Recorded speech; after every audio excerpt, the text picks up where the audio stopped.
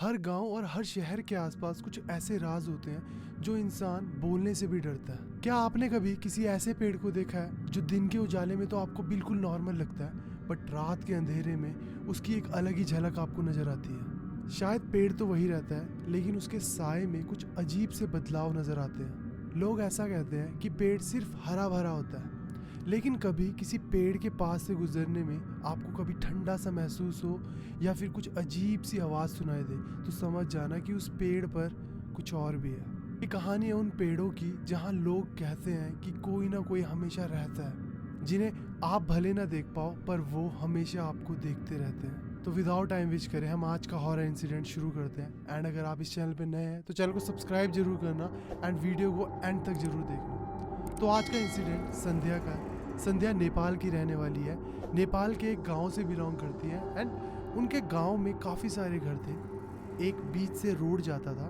जिस रोड के इस साइड भी काफ़ी सारे घर थे और रोड के इस साइड भी काफ़ी सारे घर थे। एंड जो रोड आगे बढ़ता जाता है तो आखिरी हिस्सा गांव का, जिसके बाद सिर्फ रोड था, उस आखिरी हिस्से में राइट साइड में एक सड़क जाती थी अंदर को, कच्ची सड़क, जिस पर काफ़ी सारे घर थे। एंड उस सड़क पर मुड़ते ही एक बहुत बड़ा पीपल का पेड़ था, बहुत विशाल और बहुत पुराना।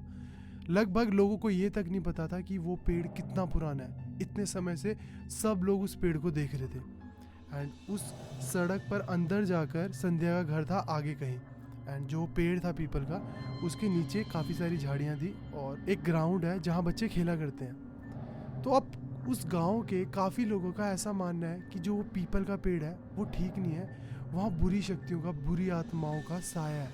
और कुछ लोगों का ऐसा मानना है कि ये सब कहने की बातें हैं। जो पीपल का पेड़ होता है वो भगवान का पेड़ होता है, धार्मिक पेड़ होता है, जिसमें ब्रह्मा विष्णु महेश वास करते हैं, भगवान वास करते हैं। तो लोग शाम के समय वहाँ पर दीप भी जलाया करते थे। तो कुछ लोगों का ऐसा मानना था कि वो वहाँ जाना ठीक नहीं है, वो पेड़ काफ़ी, वहाँ पैरानॉर्मल एक्टिविटीज़ होती है। और कुछ लोगों के लिए नॉर्मल था कि वहाँ कुछ भी नहीं होता और दीप जलाकर वो आ जाते थे। तो अक्सर बच्चे खेलने के बाद जो इस एरिया में रहते थे, इस साइड को रहते थे पीपल के पेड़ के, तो वो खेलने के बाद सड़क के पीपल के पेड़ के नीचे से गुजरकर अपने घरों को जाते थे। अब कुछ समय बाद कुछ ऐसी अफवाह फैली गांव में कि किसी एक आदमी ने पीपल के पेड़ पर रात के समय ऊपर टहनी पर किसी इंसान को देखा, जो अपने दोनों हाथों को और दोनों पैरों को लगाकर उस पेड़ के ऊपर चल रहा था। अब वो इंसान देखकर इतना डर गया कि वो इधर उधर भाग गया। उसने पूरे गांव में बात फैला दी। अब काफ़ी गांव में ये चर्चे होने लगे कि हमने पहले ही कहा था कि वो जो पेड़ है वो श्रापित है। अब फिर कुछ समय बाद किसी इंसान ने ये बात बोली कि वो रात के समय जब उस पीपल के पेड़ के वहाँ से गुजर रहा था, तो जो पीपल के पेड़ की जड़ थी, वहाँ पर कोई अजीब सा इंसान फटे कपड़ों में, जो बहुत वियर्ड लग रहा था, वो सहारा लेकर बैठा हुआ था और कुछ ही देर में गायब हो गया। तो वो इतनी ज़्यादा बातें फैल गई, लोगों का डर इतना ज़्यादा हो गया कि लोगों ने उस रास्ते से जाने बंद कर दिया। अब जो लोग पीपल के पेड़ के रास्ते से होकर जाते थे गांव के इस हिस्से में, वो दूसरे हिस्से से जाने लग गए। रात के समय पर उस पीपल के पेड़ के नीचे से गुजरना लोगों ने अवॉइड करना शुरू कर दिया। अब इसी बीच कुछ लोगों का ऐसा मानना था कि जो पीपल का पेड़ है वो श्रापित है, वहाँ पर कुछ नेगेटिव एनर्जीज या आत्माएं हैं।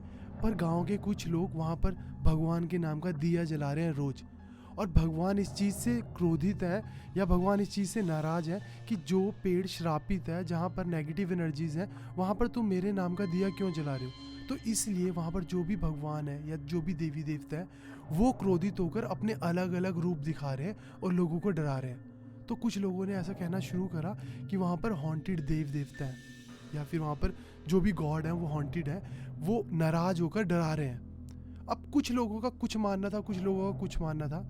बट कुछ समय बाद जब लोगों ने वहाँ से गुजरना बंद कर दिया, एक दिन संध्या अपने दोस्तों के साथ खेलकर अपने घर जा रही थी। एंड सडनली जब वो घर गई, उसकी एक्टिविटीज़ में बहुत सारे चेंजेस आ गए।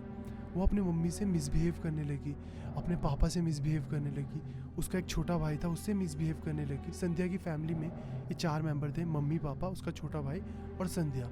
संध्या पढ़ाई में बहुत होनहार थी और खेल कूद भी अच्छा करती थी, बट अपने पेरेंट्स की रिस्पेक्ट करती थी। बट उस दिन उसके पेरेंट्स ये देखकर हैरान हो गए कि हमारी बेटी इतना मिसबिहेव क्यों कर रही है।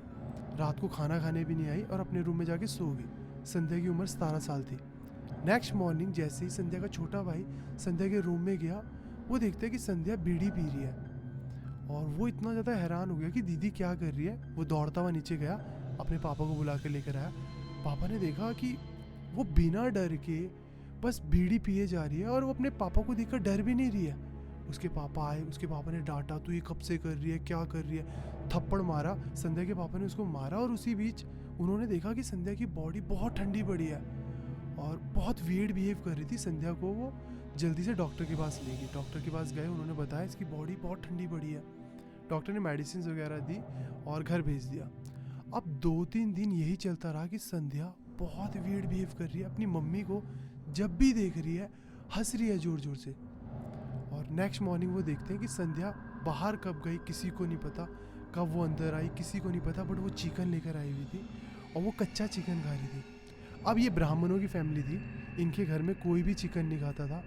अब वो डरे भी हुए हैं, वो उसको मार भी रहे हैं, उसको गुस्सा भी कर रहे हैं और सोच रहे हैं कि ये सब क्या कर रही है, हमारी बच्ची को हुआ तो हुआ क्या। और वो डर नहीं रही है, अपनी मम्मी को देखकर हंस रही है और पापा को सिर्फ घूर रही है और खा रही है ये सब चीज़ें। वो फिर डॉक्टर के पास लेके गए, डॉक्टर ने भी चेक करा, मेडिसिन वगैरह दी, बट कुछ फ़र्क नहीं पड़ा। 3-4 दिन बीत गए, अपने भाई को डांट रही है, मार रही है, हंस रही है, किसी टाइम शांत बैठी रहती है, कभी मांस खा रही है, कभी बीड़ी पी रही है। घर वाले इतने परेशान हो गए कि वो काठमांडू में एक गवर्नमेंट हॉस्पिटल है बहुत बड़ा, संध्या को वहाँ लेकर गए, अपनी जान पहचान निकलवाई और वहाँ डॉक्टर्स को दिखाना शुरू करा। वहाँ 1 दिन रखा और डॉक्टर्स उसको ट्रीट कर रहे थे। संध्या ने अपने पापा को शाम को बोला और बिल्कुल नॉर्मल होकर बोला, डरे डरे में, कि पापा मुझे ना थोड़ा सपना टाइप में आ रहा है, जैसे मैं सो रही हूँ, एक मुझे इंसान दिख रहा है बहुत वियर्ड सा और वो मुझे मार रहा है और इस बात पर मार रहा है कि ना मैं चिकन खा रही हूँ, मांस खा रही हूँ और ना ही मैं बीड़ी पी रही हूँ। क्योंकि उसके पापा मम्मी ने उसको बीड़ी मांस इस सब से दूर कर दिया कि हमारी बेटी क्या कर रही है, सब उसे बंद करके रखना शुरू करा, उसको बिल्कुल अलग रख रहे हैं, इन सब चीज़ों से दूर रख रहे हैं। तो जैसे उसको गवर्नमेंट हॉस्पिटल काठमांडू ले गए, तो 1 दिन रखने के बाद अब उसने सुबह अपने पापा को बोला कि मेरी आंखें बंद हुई, सपना आया और मुझे किसी ने मारा और बहुत दर्द हो रहा है। उसकी पीठ चेक करी, एक्चुअल में वहाँ निशान पड़े हुए थे। उसके पापा बहुत घबरा गए, डॉक्टर्स को दिखाया कि बेटी ऐसा बोल रही है कि सपने में कोई दिखा, बहुत वियर्ड था, डरावना था, वो डांट रहा था, वो मार रहा था और निशान पड़े। डॉक्टर्स ने पीठ देखी और उन्होंने बोला कि इसने खुद से नाखून मारे हैं, आपकी बेटी को मेंटल डिसऑर्डर हो गया है, ये कुछ भी चीज़ें हेलुसिनेट कर रही है, डर रही है और कुछ भी देख रही है, कुछ भी दिमाग से सोच रही है और वो सब दुनिया एक पिक्चर बनाकर आप सबको बता रही है और ये उसको जी रही है, पर एक्चुअल में ऐसा कुछ भी नहीं है, इसको कुछ मेंटल डिसऑर्डर हुआ है। अब पेरेंट्स भी घबरा गए और सोचने लगे कि हो सकता है क्योंकि हमारी बेटी ना चिकन खाती है, क्योंकि हमारे ख़ानदान में कोई नहीं खाता और ये स्मोकिंग वगैरह कर रही है, बट ऐसा तो इसने कुछ भी नहीं करा, कभी भी नहीं करा, 17 साल की बच्ची है। तो पेरेंट्स कन्विंस हो गए कि शायद इसको मेंटल डिसऑर्डर है और कोई शायद से मानसिक तनाव हुआ, कैसे हुआ कुछ नहीं पता, बट शायद वही हुआ है।